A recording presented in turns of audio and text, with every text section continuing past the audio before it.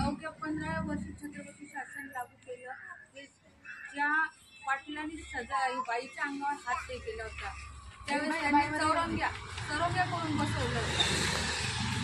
चौरंग्या केल्या म्हणजे त्याचे हात पाय करून त्याला वेळेवर बसवलं होतं। तशीच सजा आता सरकारनं करावी एवढीच माझी विनंती।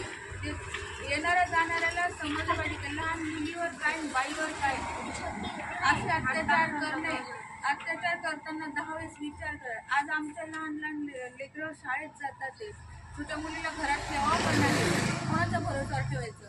माझा दादा भाऊजींना पण हेच आग्रहाचं एक सांगणं आहे की याला अशी सजा करा की याला मरण यातना भोगावं लागल्या पाहिजे, यांनी मरण फाशी मागितली पाहिजे।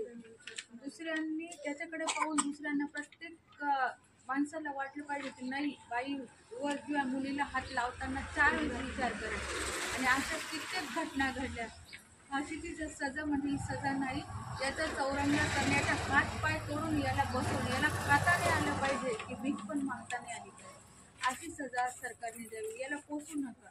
फक्त सरकार काय करतं, पोलिसांनी आरोपी पकडला आहे, कारवाई चालू आहे, चौकशी चालू आहे। कसली चौकशी करतात, कशासाठी करतात? जागेवर न्याय द्या, जागेवर शिक्षा करा। त्यांनी जसं त्या मुलीला ठेचलं तसं याचे हातपाय ठेचा, याला नपुसक बनवून याला जिवंत ठेवा, याला मरण रोज मरण मागितलं पाहिजे। अशी शिक्षा ज्यावेळेस होईल त्यावेळेस इतर घटना घडायच्या ह्या थांबतील, कुठेतरी थांबवा या घटना।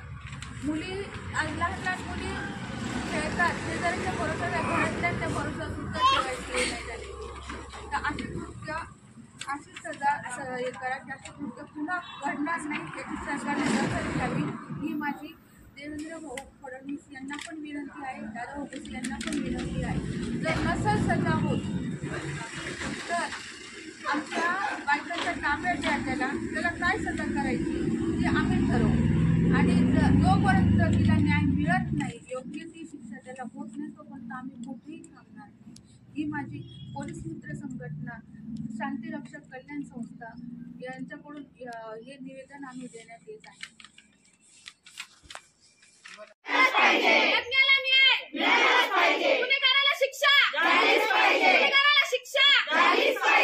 असा पुन्हा घडला तर आम्ही आता आमच्या हातात घेऊ कायदा।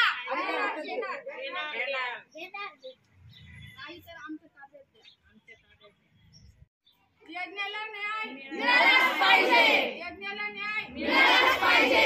इथून पुढे अशी हे घटना घडली नाही पाहिजे, इथून पुढे अशी घटना होणारच नाही, न्याय मिळालाच पाहिजे। बेटी बचाव बेटी पढाव, पण बेटी कशी पडवायची आणि कशी वाचवायची? जर असे नराधम जर हे इथे असतील तर आपल्या मुलींना आपण सोडायचं तरी कुठे? आपण जर कामाला जात असेल तर आपण तर त्यांना सोबत घेऊन जायचं का?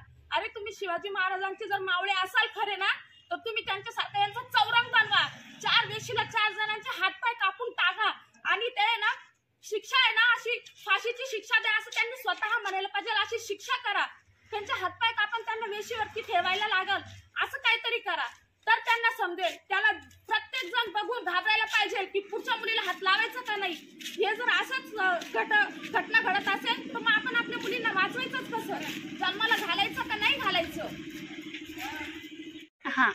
सरकार नुसतं म्हणते बेटी बचाव बेटी पढाव, पण कोणत्या अर्थाने बेटी वाचवायची? जर अशा घटना जर समाजात घडत असतील तर ती बेटी वाचेल कशी आणि ती पडेल कशी, पुढे शिकेल कशी?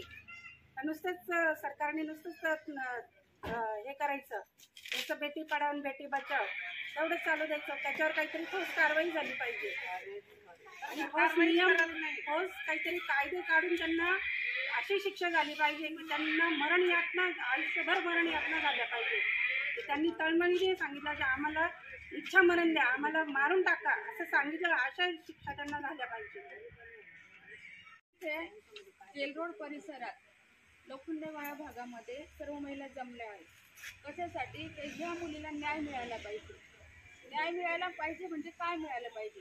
त्या नराधमाला फाशी मिळाली पाहिजे असं आमचं म्हणणं नाही। त्याला एकतर आमच्या ताब्यात द्या, आमच्या ताब्यात दिल्यानंतर आम्ही काय शिक्षा करायचं ते बघू, नाही तर छत्रपती शिवाजी महाराजांचं शासन लागू करा।